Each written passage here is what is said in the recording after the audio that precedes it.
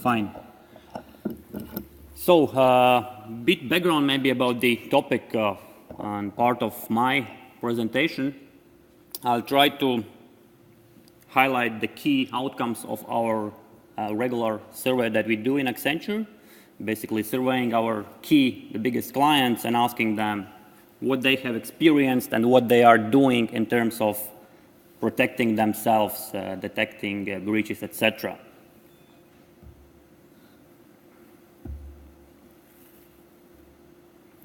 About agenda, very quickly, short video just to give you a bit more context what about that research is, just to make sure it makes sense for you. Then few definitions to make it very clear what we are talking about, then about key findings, and of course 5 steps what to do to become more secure and more protected in this area.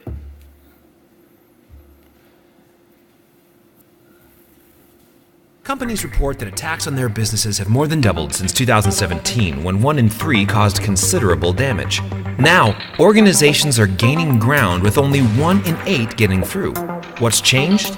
Our research reveals 5 key findings. Security teams have made great progress, defending against 87% of attacks, but the basics, including internal threats, still need attention. The pressure grows daily, yet organizations need 2 to 3 more years to embed cyber resilience into the business. Over that time, 90% plan to increase spending. Breakthrough technologies such as AI and automation will be critical, but only 40% are investing in them to evolve their security programs. Confidence remains high, but a proactive approach is needed, with 71% saying they still don't know how or when cyber attacks will affect them. And while the C-suite is treating security as a business risk, authorizing 32% of cybersecurity budgets, the CISO's role needs to adapt to integrate security into the fabric of the organization. Learn more, including 5 key steps to cyber resilience, in our study, the 2018 State of Cyber Resilience.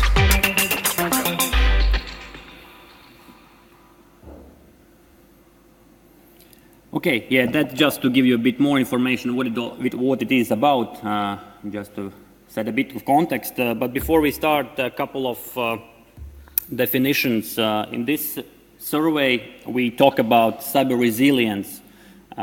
What it means in this context, it is actually, it means that cyber resilient businesses actually moves together cybersecurity capabilities, business continuity, and enterprise-wide resilience. So basically with the main objective to apply those strategies to respond quickly to threats, so it can minimize the damage and also continue operate under attack. So that's the first definition to keep in mind when we see the numbers and our recommendations. Second, targeted cyber attacks. Here we will talk about attacks, and in this context, in this research context, it is really targeted attacks. So they will exclude hundreds or maybe even thousands of speculative attacks. Here we are talking really about targeted attacks to the organizations. Let's move to the key findings then. Good news that we are able to, let's say, recognize from this survey that security teams have made good progress on defending against cyber threats and cyber attacks. But of course, there are more things to be done, and there is a lot of things to be done.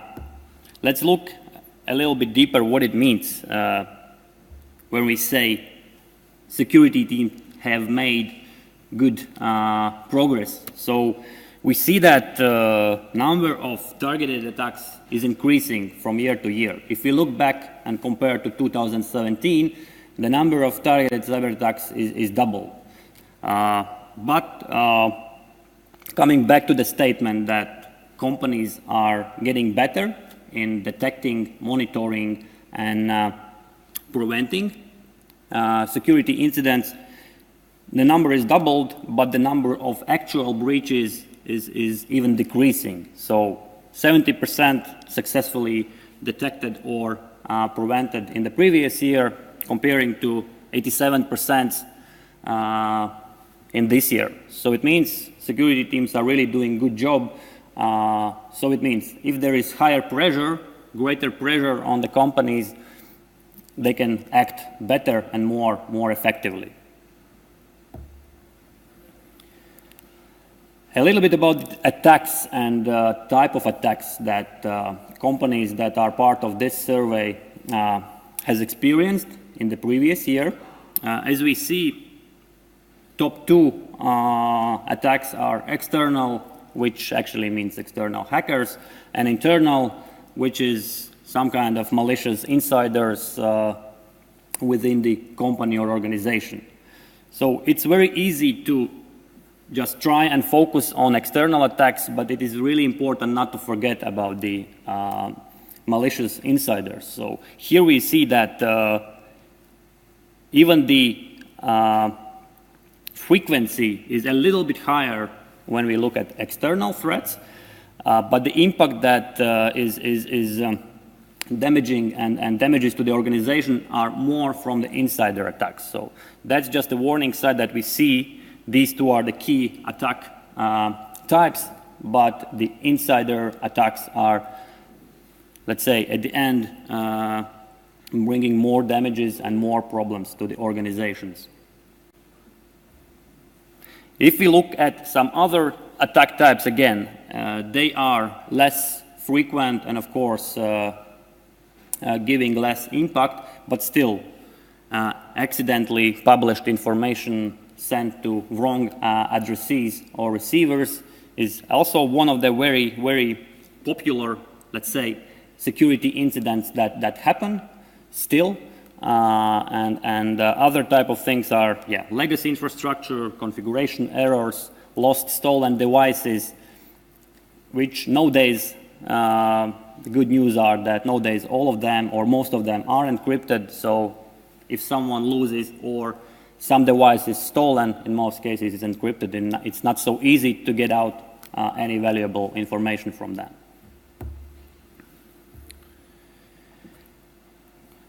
Next finding or observation from the survey, we see that at least organizations themselves are highlighting that they are progressing in terms of how well they perform when it comes to cybersecurity, cyber defense part.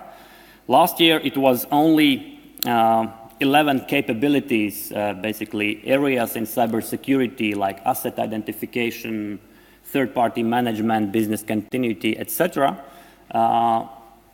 Companies said they are confident in 11 of those 33 areas. This year, as we see, it's already 19 capabilities where companies self-assess them as doing well and being on a right level in those areas. Again, that's question how it is happening in the real life, but the confidence within the companies are getting higher, which is also a good sign. So, and if this will continue in such a pace, it is next 2 to 3 years when organizations, at least those which are part of our survey, will reach the applicable or level that is sustainable from cybersecurity point of view. Again, if this will happen, that's still open question, but the trend so far when we look at the last previous years is going into the right direction, and it just means that companies are really taking actions, and most of them understand what's and how important it is. Just to summarize a little bit what we have found out. So it's clear that spending in cybersecurity and in cyber defense area is huge. It's around 90 billion US dollars, and it's growing. If we look and compare 2016 to 2017, it is growing by 8%, which is from one side good, but also the number of attacks, as I mentioned at the beginning, are growing. And in the previous year, it's more than doubled in numbers. So obviously the cost is also growing when it comes to dealing with those security incidents and data breaches, starting from monitoring, detecting, and ending with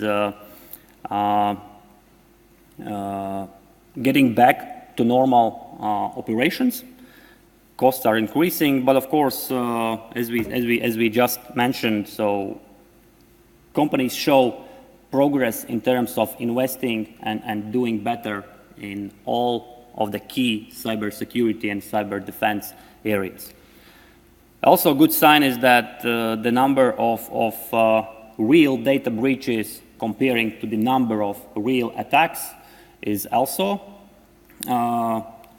decreasing. So only 1 in 8, let's say, data breaches are going through. So comparing to the previous year, it was every third real targeted attack went through and become as real a data breach. Then a little bit about ways how to deal with those maybe not so good numbers and challenges that we see.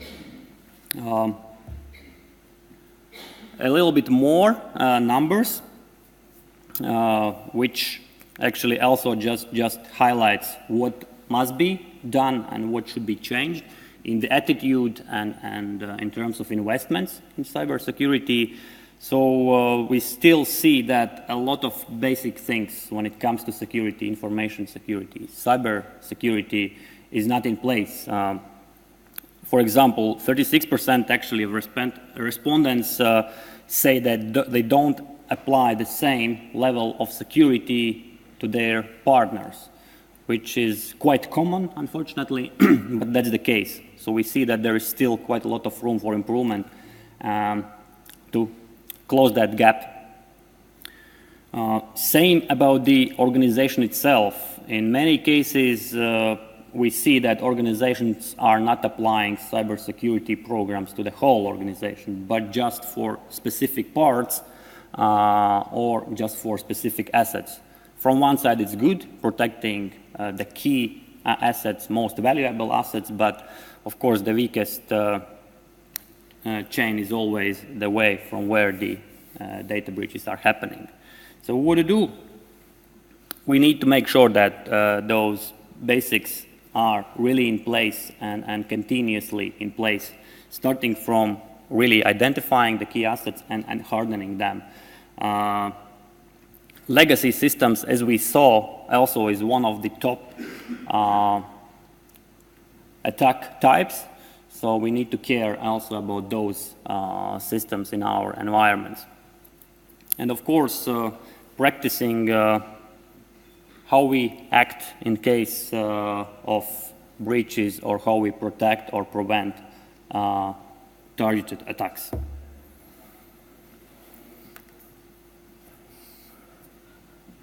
Yeah, and that's also obvious that more damaging security breaches actually requires or accelerates the need for cyber resilience. So 90% of respondents expect that there will be, let's say, investments and increase in those investments in cybersecurity. But when we look a little bit in more details how big that increase will be, then it's not like doubling the budgets in cybersecurity, it's just increasing them by a couple of percents, which is of course good, but definitely not enough to become sustainable, to make sure it's sustainable cybersecurity resilience.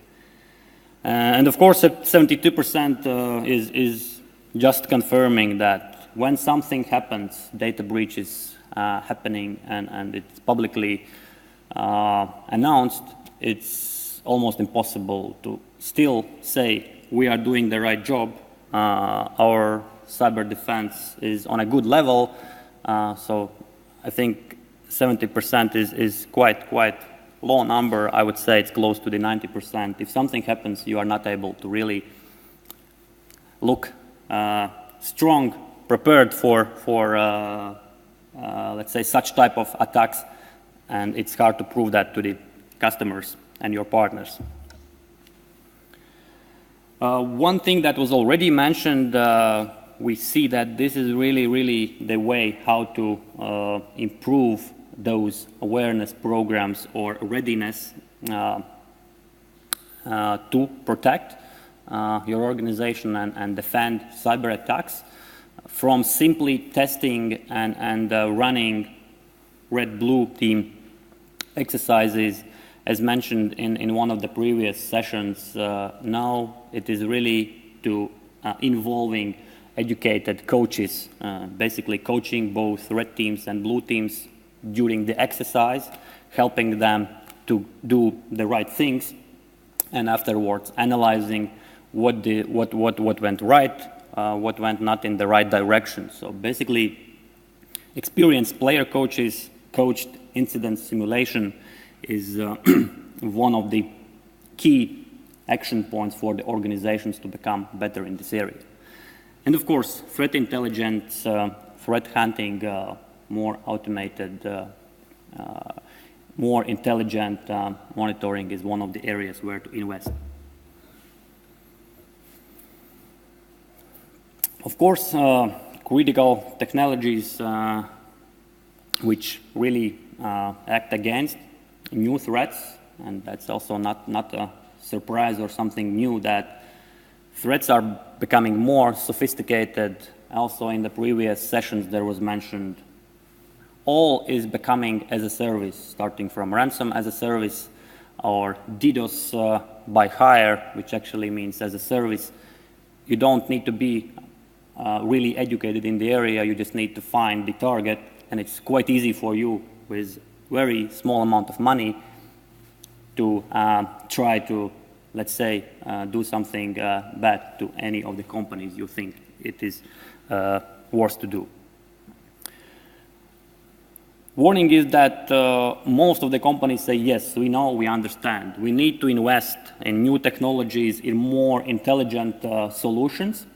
But the warning here is that only 2 out of 5 respondents actually are investing or are going to invest in artificial intelligence, machine learning, and automation. Basically, that's from one side they are committing and saying, yes, that's important, but in reality, these things are not happening so quickly as it should be. But anyway, this is the way and the direction where organizations must think and invest, starting from automated orchestration, advanced identity and access management, intelligent threat management systems. This is the area and area where companies must invest their money when it comes to cybersecurity budgets. As I said, the confidence is quite high among the companies who answer. They are saying, yes, we are moving ahead, we are investing more, we are becoming more aware and more intelligent in terms of what to do and how to do. But still we see that for more than 70%, it's a little bit of black box. They don't know when the breach might happen, how this will affect organization, and what exactly at specific point in time we will do. So that's kind of also a little bit of warning, and it's clear that actions must be taken. As mentioned, basically starting from user behavior analysis, which is quite important to identify potential malicious insiders.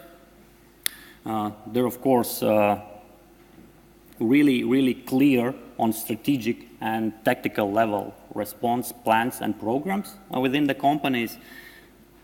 And coming back again to more intelligence, more advanced, more automated solutions that must be implemented within the organizations.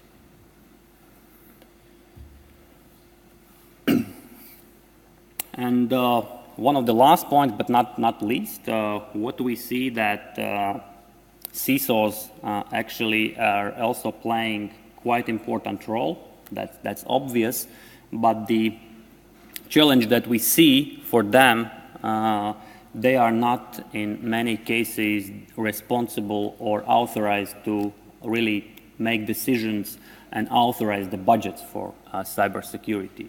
So what it means, they really need to become even more and more closer to the business, closer to the board and decision makers to convince them what's important, where to invest, and to what level. So as we see that comparing to the previous year, there is a drop by 6%. So in terms of how many of chief information security officers are authorized to really make decisions and approve budgets when it comes to cybersecurity related matters and solutions. But again, the suggestion is for the role of CISO becoming really more business oriented, even if it's not something new. And if you look in the past, this is already happening, but the outcome of our survey is that this should happen even more and continuously. So that's another area where to change and adapt to the situation. Yeah, and then just to summarize, so as we said, there are good news that security teams are really performing better, and it means under greater pressure, under higher pressure, they really can act more effectively and act as it is expected. But of course, there are a lot of things to be done. So it's not that we can stop and think everything is good. Of course, starting from investments and wise investments, what we see is many companies still invest into the right solutions, into the right directions, but there are still companies who are investing in the not most effective solutions when it comes to security, like perimeter security is over-invested in many cases based on our experience, but investments in artificial intelligence, researches, automation could be higher, which is one of the key points from our survey. And of course, as mentioned, if this will continue in the same direction, we will get to the next level and companies really will become more resilient. However, the attackers are also getting smarter and doing things in a more sophisticated way. So there will be interesting to see how companies can avoid getting data breaches happening in the next year. And just a little bit of information about the survey. As I mentioned, it's second year. This year it's more than 4,500 cybersecurity representatives who answered the survey. Of course, here we are talking about really big companies with revenues at least $1 billion of US dollars, and 90 industries, 15 countries were covered as part of our survey. Thank you. That's it from my side. Happy to answer any questions. Okay. Right. Do we have questions for Intars? Okay. Just raise your hand. Okay. Now, a quick one. This survey, so it was big companies. There was no small, medium businesses, and this is done worldwide, or this is more like a European one. Worldwide, yeah, basically covering most of the continent. Okay. Now, you mentioned in one case that when you speak or work with the companies in Latvia, they are all investing in perimeter defense. So some of those numbers. Now can you comprehend those average numbers or some verticals to the conditions in Latvia, for example?